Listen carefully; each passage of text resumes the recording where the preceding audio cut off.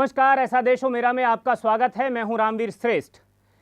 आज हम बात करेंगे बजरंग मुनि जी के प्रस्तावित संविधान पर, यानी जिस संविधान को बजरंग मुनि और उनकी टीम ने प्रस्तावित किया है और उस पर हम पिछले हफ्ते भी बातचीत कर चुके हैं।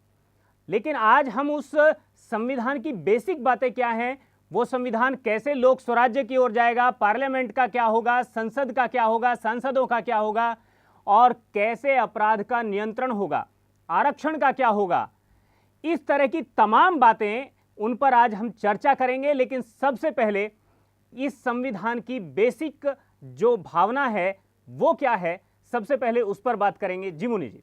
जी, जो भारत का प्रस्तावित संविधान जी हम लोगों ने 20 वर्ष मेहनत करने के बाद 1999 में घोषित किया, बिल्कुल। उसमें 5 बेसिक बातें हैं। बेसिक माने मूल। आपने संविधान को, जो आपकी प्रेरणा रही वो कुल मिलाकर के लोक स्वराज की रही, लोक स्वराज के कारण रही। बिल्कुल। तो उसमें जो 5 बातें हैं, बिल्कुल, तो सबसे पहले हम लोक स्वराज पर बात करेंगे। लोक स्वराज यानी क्या? नहीं तो मैं सबसे पहले आपको ये बता दूं कि उसके 5 माने मूल तत्व क्या हैं जिस पर यह पूरा संविधान बना है। जी जी, वो बिल्कुल। 5 बातों में सबसे पहला है लोक स्वराज्य। ठीक है। दूसरा उसका मुद्दा है अपराध नियंत्रण की गारंटी। बिल्कुल, ये दूसरा मुद्दा है। बिल्कुल बिल्कुल। तीसरा है आर्थिक असमानता में कमी। जी, चौथा है श्रम मूल्य वृद्धि। बिल्कुल और 5वां है कॉमन सिविल कोड, बिल्कुल। समान नागरिक संहिता। ये 5 बातों के ऊपर सारा का सारा संविधान हम लोगों ने बनाया है। लेकिन 5 ये उसकी बेसिक बातें जो हैं, उसकी मूल बातें हैं। मूल बातें हैं। और उनमें भी 5 में भी जी, हम लोगों ने फर्स्ट प्रायोरिटी दी है लोक स्वराज्य को। बिल्कुल और इसीलिए मैंने पिछली बार आपको बताया था। बिल्कुल। आपने डिक्लेयर भी किया था कि हम पर्टिकुलर इतने समय में लोक स्वराज्य हासिल कर लेंगे। हाँ, तो ये मैंने जब वो समय बनाया गया था तो वो समय वगैरह भी घोषित किया था लोक स्वराज्य के लिए। और पिछली बार मैंने ये कहा था, माने पिछले सप्ताह, बिल्कुल कि संविधान के मूल उस पर में जो प्रस्तावना है, प्रस्तावना में हमने समानता शब्द को हटा करके स्वतंत्रता शब्द डाला एक था। सवाल ये है कि वो कौन सा सपना था जो लोक स्वराज्य के लिए देखा गया, यानी पूरा देश भी उसको जानना चाहेगा कि लोक स्वराज्य यानी क्या है। बजरंग मुनि जी का लोक स्वराज्य जो है वो क्या है? जी, लोक स्वराज्य जो है बिल्कुल, वो वर्तमान समय में जो लोकतंत्र की परिभाषा है बिल्कुल, वो है लोक नियुक्त तंत्र। बिल्कुल, लोक स्वराज्य होगा लोक नियंत्रित तंत्र। बिल्कुल, वर्तमान में है तंत्र अपॉइंटेड बाय लोक। बिल्कुल, और हम लोगों की जो लोक स्वराज्य की परिभाषा है वो है तंत्र कंट्रोल्ड बाय लोक। ये तो हो गया एक तरह से सैद्धांतिक बात। बिल्कुल, लेकिन ये किस प्रकार से लोक स्वराज्य आएगा, बिल्कुल। ये एक खास बात है। ये भाई हमने लोक नियंत्रित और लोक नियुक्त कर दिया, जनता क्या समझेगी, आएगा कैसे? बिल्कुल, बिल्कुल, तो हम लोगों ने उसको बेसिक रूप से माने पलट दिया है, एक तरह से उल्टा पिरामिड। बिल्कुल, कि अभी तक क्या है कि नीचे के लोग जो हैं, जनता जो है, वो एक प्रकार से अपना मालिक चुन देती है बिल्कुल, और मालिक फिर ऊपर से अधिकार नीचे देता है। बिल्कुल, हम लोग उसको पलट रहे हैं, हम नीचे से ऊपर अधिकार देंगे। अर्थात हम जितने अधिकार पार्लियामेंट को देना चाहेंगे जी उतने ही देंगे। जी। पार्लियामेंट को उससे ज़्यादा अधिकार नहीं होगा। माने आपने कहा भी है कि करीब 25-26 जो विषय हैं उनमें से आप पार्लियामेंट को बहुत थोड़े अधिकार देने जा रहे हैं तो इस संविधान के तहत। 25-26 नहीं, विषय तो इनके पास करीब करीब 100 होंगे, 50-60 तो 70 तो मंत्री ही होंगे। जी, और एक एक मंत्री के पास भी एक एक 2-2 3-3 विषय रहते हैं। जी जी, तो इस प्रकार इन्होंने विषयों का तो पिटारा खोल दिया है। था विषय, ये भी एक विषय खोल दो, ये भी एक विषय खोल दो। अब नए नए, क्योंकि जनता को गुलाम बनाकर रखना है, सुशासन देना है ना, स्वशासन तो देना नहीं है। तो गुलाम बना के रखना है तो एक विषय और खोल दो। हम लोग का कहना है कि इतने काय को कुछ नहीं रहेगा। अच्छा, एक परिवार में एक परिवार अपना मुखिया नियुक्त करता है, ठीक है, वो उस पर कंट्रोल नहीं रखता, फिर वो मुखिया जो है उस परिवार का संचालन करता है। ऐसा नहीं होता है। ठीक है, परिवार अगर का एक देश, हाँ, अगर देश की जनता अपने परिवार का, जो देश का बड़ा परिवार है, अगर उसके लिए, परिवार के उस देश को चलाने के लिए अगर मुखियाओं का नियुक्ति कर रही है तो उसमें क्या बुराई है? एक बात हमको ये बताइए कि परिवार में जिस मुखिया को नियुक्त किया जाता है जी वो मुखिया मालिक होता है कि व्यवस्थापक? अगर परिवार मिलकर, जी परिवार के प्रत्येक व्यक्ति से वह मुखिया ऊपर होता है, बिल्कुल लेकिन अगर संपूर्ण परिवार को माना जाए तो वह मुखिया से ऊपर होता है। तो हमारा जो कहना यह है कि प्रत्येक व्यक्ति से की अपेक्षा जी तो सरकार ऊपर होगी, बिल्कुल। लेकिन सामूहिक रूप से जो व्यक्ति हैं, समूह, माने पूरा जो हाँ, 60-70 करोड़ जो वोटर हैं जो या जो लोग सवा हैं, करोड़, 125 करोड़ इन लोग सब हैं। से वो नीचे होगी, बिल्कुल सरकार उसके ऊपर नहीं होगी।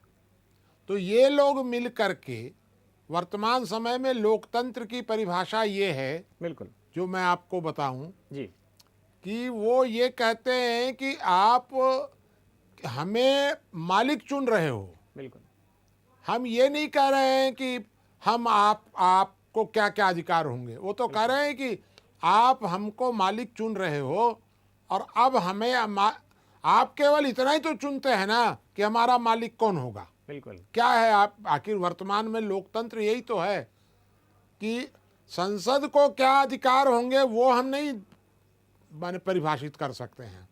संसद के अधिकार घटा बढ़ा हम नहीं सकते हैं, वो अपने अधिकार घटा बढ़ा सकते हैं। बिल्कुल तो मुख्य बात यह है कि लोक स्वराज्य में संसद को कितने अधिकार होंगे ये नीचे की इकाइयां तय करेंगी, ऊपर की इकाइयां हमारे अधिकार तय नहीं करेंगे। नीचे की इकाइयां ऊपर वाले के अधिकार तय करेंगे। ग्राम सभा यह तय करेगी कि जिला सभा को क्या अधिकार हो, जिला सभा यह तय करेगी कि प्रदेश सरकारों को क्या अधिकार हो, प्रदेश सरकारें जो हैं वो केंद्र के अधिकार तय करेंगी। तो इस प्रकार से नीचे के लोग जो कार्य नहीं कर पाएंगे, मान लीजिए कि नीचे के लोगों ने तय कर लिया कि हम अणु बम नहीं बना पाएंगे सुरक्षा के लिए, बिल्कुल, तो ये लोग कहेंगे कि भाई आप करो ये काम, तो वो करेंगे। इस संविधान में आपने क्राइम के कंट्रोल को लेकर भी बात की है। माने अपराध को आप कैसे पहचानेंगे, क्या आपने अपराध की परिभाषा तय की है और उसको कंट्रोल किस तरह से करेंगे, क्या कहता है आपका? जी, तो हम लोगों ने संविधान में पहली बात तो ये डाली है कि अपराध नियंत्रण की गारंटी।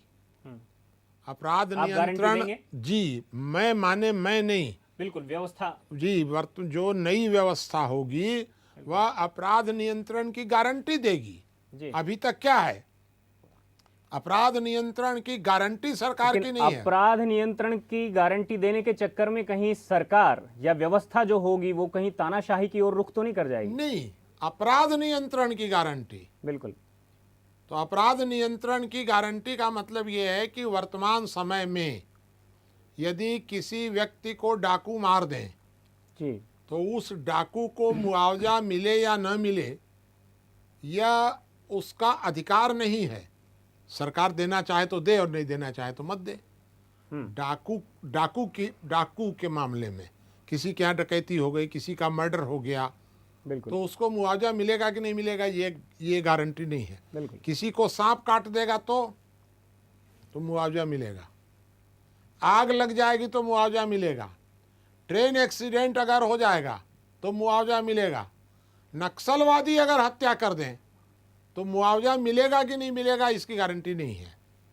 तो मुख्य प्रश्न ये है कि अपराध नियंत्रण की गारंटी नहीं है जनता की, वो उनकी दया पर निर्भर है। हमारा कहना यह है कि ट्रेन एक्सीडेंट में मुआवजा मिले या ना मिले, सांप काटने पर मिले या ना मिले, आग लग गई एक्सीडेंट हो गया मिले या ना मिले, लेकिन यदि किसी व्यक्ति को किसी ने अकारण यदि सताया है, बिल्कुल अपराध क्राइम यदि हुआ है, तो यह सरकार का दायित्व है, बिल्कुल, तो उसको मुआवजा मिलना चाहिए पूरा। आर्थिक असमानता जो है, जो इकोनॉमिक इम्बैलेंस है, ये एक बहुत बड़ा मुद्दा है आज के हिंदुस्तान में। इसको कैसे सोल्व करेगी नई व्यवस्था? जी, तो आर्थिक के मुद्दे पर तो हम लोग अलग से चर्चा करेंगे। पहले ये अपराध वाली बात आप समझ लीजिए। बिल्कुल बिल्कुल, पहले जी ठीक है, कि अपराध नियंत्रण के लिए एक तो हम लोगों ने ये कर दिया कि अपराध नियंत्रण की हम गारंटी दे रहे हैं जी और किसी भी व्यक्ति के साथ किसी भी प्रकार का यदि अपराध होता है तो सरकार उसका मुआवजा भी देने को बाध्य होगी और रोकने के लिए भी बाध्य होगी। वो सरकार की असफलता मानी जाएगी। जी अब प्रश्न ये उठते हैं कि ये रुकेगा कैसे, क्या हम चेंज करेंगे उसमें। बिल्कुल बिल्कुल। तो हम लोगों ने अपने जो संविधान बनाया है उसमें कुछ खास बातें डाली हैं, पिक्यूलियर जिसको कहते हैं। ओके। पिक्यूलियर को हिंदी विशेष बातें जी डाली जी हैं। जी पहली बात तो ये डाली गई है कि हम समाज के अंदर ऐसा संविधान बना रहे हैं जिस संविधान के द्वारा यदि कोई अपराधी है, अभी वर्तमान में क्या हो रहा है वो आप समझ लीजिए। वर्तमान समय में अपराधियों के मन से तो सरकार, कानून और न्यायालय का डर घट रहा है बिल्कुल। और शरीफ लोगों के अंदर बढ़ रहा है। तो ये तो उल्टा हो गया। बिल्कुल बिल्कुल होना क्या चाहिए, शरीफ लोग निर्भय हों बिल्कुल और अपराधियों के अंदर कानून का और न्यायालय का डर पैदा हो। बिल्कुल। तो इसके लिए करना क्या होगा, इसके लिए जैसे कोई भी व्यक्ति बाघ से उतना नहीं डरता है जितना सांप से डरता है। पता नहीं सांप कहाँ निकल जाएगा, बाघ तो दरवाजा तोड़ के आएगा, सांप तो कहीं से भी निकल जाएगा। तो हम लोगों ने एक प्रावधान इस प्रकार का इसमें डाला है कि भारत के जिस जिले में शरीफ लोगों के अंदर अपराधियों के खिलाफ गवाही देने से भय पैदा हो गया हो, इसको आप फिर से समझ लीजिए। जी जी जी कि जिस जिले में जो शरीफ लोग हैं वो अपराधियों से इतना डरते हों कि वो थाने में रिपोर्ट न करें, थाने में अपराधी के खिलाफ गवाही न दें, ऐसा यदि कहीं किसी जिले में वातावरण बन गया है, कहीं भी किसी भी जिले में, बिल्कुल, तो उस जिले का कलेक्टर, डिस्ट्रिक्ट जज और एसपी ये तीनों मिल करके उस जिले को विशेष क्षेत्र घोषित करेंगे। बिल्कुल। अब सवाल है कि विशेष क्षेत्र का क्या होगा, घोषित तो उन्होंने कर दिया। जो विशेष क्षेत्र घोषित होगा वह अल्पकाल के लिए वहां पर गुप्तचर पुलिस मुकदमा प्रस्तुत करेगी न्यायालय में। गुप्तचर पुलिस गुप्त रूप से, और गुप्तचर न्यायालय उसका ट्रायल करेगा। अपराधी जान नहीं पाएगा कि किसने मेरे खिलाफ गवाही दी है, अपराधी जान नहीं पाएगा कि मेरे खिलाफ में कोई मुकदमा चल रहा है, गुप्तचर न्यायालय ट्रायल करेगा। आप यह कह सकते हैं, क्योंकि मैं जानता हूं कि आप उसको कहेंगे ही, बिल्कुल बिल्कुल, आप ये कह सकते हैं कि यह तो अलोकतांत्रिक हो जाएगा। बिल्कुल। अरे भाई, अपराधी को दंड देना अलोकतांत्रिक कैसे हो जाएगा? फिर ये तो पूरी तरह लोकतांत्रिक है कि पुलिस न्यायालय में मुकदमा प्रस्तुत कर रही है, पुलिस दंड नहीं दे रही है, बिल्कुल, और न्यायालय उसको सजा दे रहा है। अब किसी व्यक्ति को मान लीजिए कि न्यायालय ने सजा दे दिया 5 वर्ष का, और उसको तो पता ही नहीं है कि हमको किस मुकदमे में हुआ सजा हुई है, बिल्कुल, तो वो अपील कर सकता है। आर्थिक असमानता, ये इन 5 बिंदुओं में जिन 5 पिलर पर भारत का जो प्रस्तावित कॉन्स्टिट्यूशन है, जो प्रपोजल आपने रखा है, इसमें एक आर्थिक असमानता को भी आपने इसको, तो मैंने अपराध नियंत्रण वाली बात में जी जी हम लोगों ने एक प्रावधान और किया है। जी एक जी जी कि जब पहली बार लागू होगा, वो मैंने लिखा है कि यदि मैं तानाशाह होता, जी, यदि मैं तानाशाह होता तो सबसे पहला काम ये करता कि जिस दिन मैं तानाशाह होता उसी दिन घोषित करता कि पूरे भारत में 50 लोग 3 महीने के अंदर फांसी पर चढ़ा दिए जाएंगे। और उन 50 लोगों का चुनाव कैसे होगा? गुप्तचर न्यायालय मुकदमा करे, गुप्तचर पुलिस मुकदमा दायर करेगी और गुप्तचर न्यायालय सजा देगा और 50 लोगों को फांसी पर चढ़ा दिया जाएगा 3 महीने के अंदर। बिल्कुल, लेकिन तानाशाही व्यवस्था की आप वकालत भी नहीं करते हैं, तो इसलिए वो होना भी नहीं, मुश्किल है। मेरा तो ये कहना ये है कि अपराध नियंत्रण, यदि आप कहीं कहीं अव्यवस्था पैदा हुई तो अव्यवस्था बदलेगी तानाशाही में, क्योंकि अव्यवस्था का समाधान तो तानाशाही ही है। तो सीधा सीधा हम लोगों ने किया है कि एक बार ऐसे 50 लोगों को इतना भय पैदा हो जाए पूरे देश के अंदर, प्रधानमंत्री भी भयभीत हो जाए कि अरे भाई कहीं मैं ही तो इन 50 की गिनती में नहीं आ जाऊंगा, क्योंकि गुप्तचर पुलिस न्यायालय में मुकदमा प्रस्तुत करेगी और गुप्तचर न्यायालय उसकी सजा देगा। ये आप अलोकतांत्रिक कह सकते हैं इस प्रक्रिया को, कि दुनिया में ऐसा कहीं नहीं है। हम कहते हैं कि दुनिया में कहीं नहीं है तो हमको प्रयोग करना पड़ेगा किसी ना। भी मिनिस्टर को ये पता ही नहीं चलेगा कि, या किसी अपराधी को ये पता नहीं चलेगा कि उसके खिलाफ सीक्रेट ट्रायल भी चल रहा है। जी, उसको पता ही नहीं चलेगा, और जब उसको पता ही नहीं लगेगा तो वो कुछ कर ही नहीं सकता है। अब मंत्री जी को बुलाया जाएगा कि मंत्री जी आइए, थाने में आपका आज उद्घाटन करना है, माला पहराई जाएगी। मंत्री जी थाने में पहुँचे, और थाने में पहुँचे तो वहाँ उनको अंदर कर दिया गया। क्यों भाई, क्यों अंदर कर रहे हो? आपको ये सजा हुई है।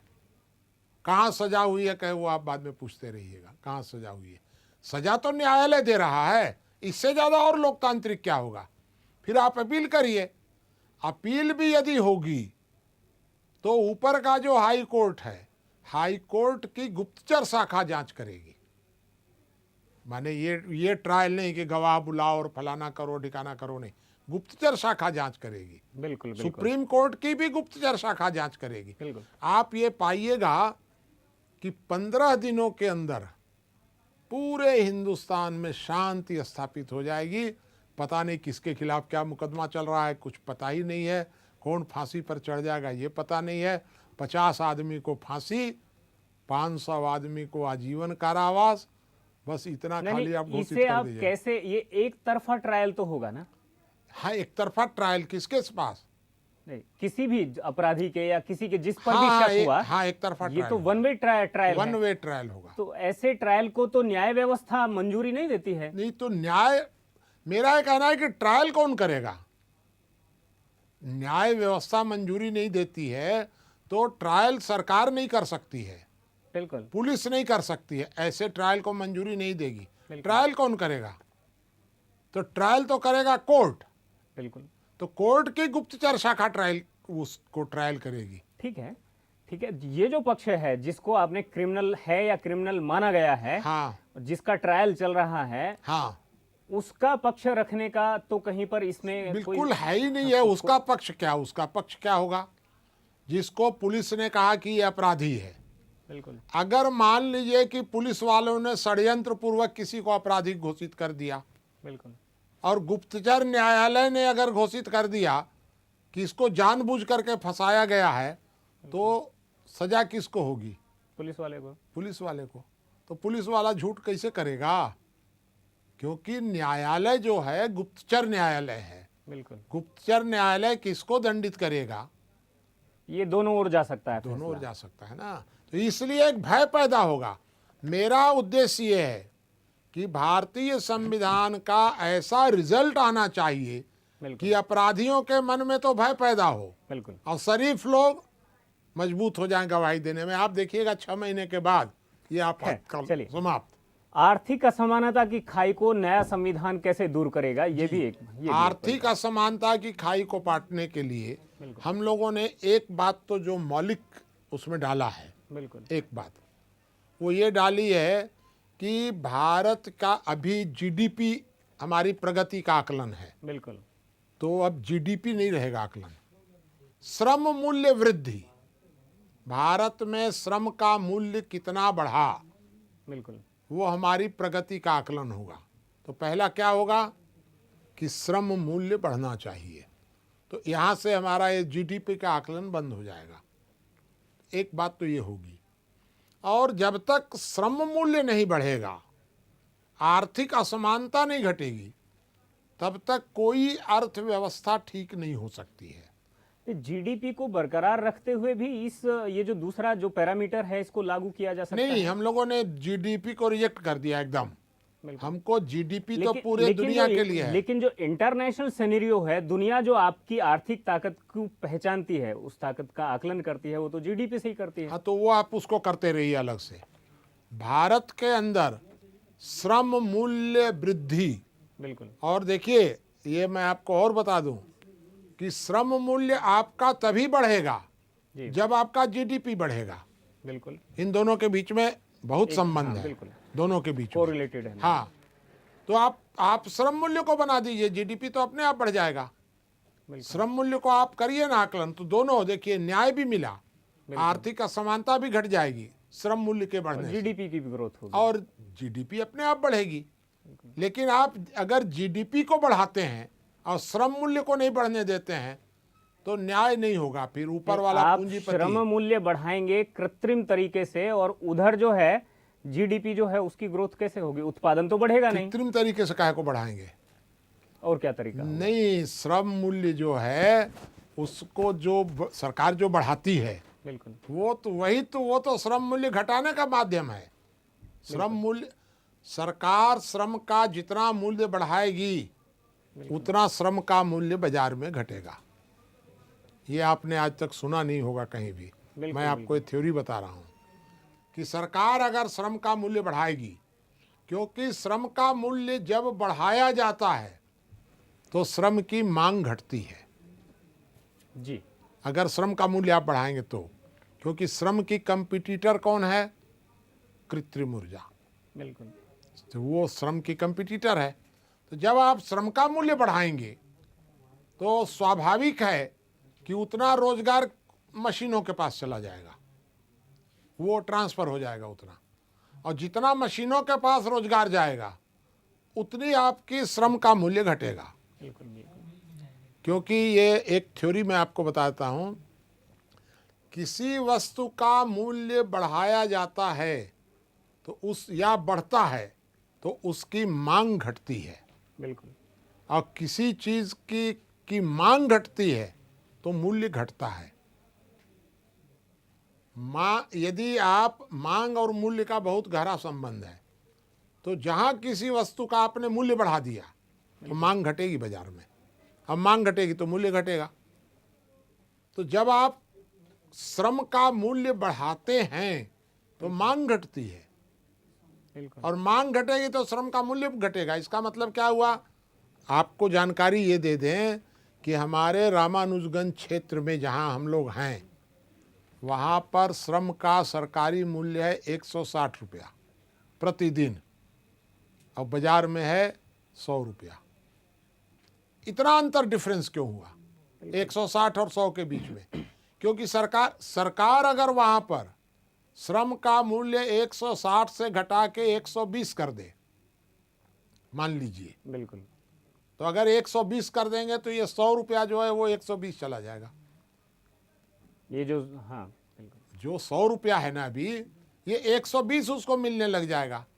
तो ये बहुत बड़ा षड्यंत्र है पूंजीपतियों का, बुद्धिजीवियों का, सरकारों का, कि श्रम के मूल्य को इतना ज़्यादा बढ़ाओ कि श्रम की मांग घटे, और श्रम की मांग घटे तो श्रमजीवी बेचारा बेरोजगार रहे। ये उनकी सोच है। बिल्कुल। इसमें जो कॉमन सिविल कोड है, समान नागरिक संहिता, ये भी इसका एक 5वां पिलर है। इसको किस तरह से समझाते हैं जी, आप? तो समान नागरिक संहिता का मतलब है कॉमन सिविल कोड, समान आचार संहिता नहीं है, ये आप ध्यान रखिएगा। बिल्कुल।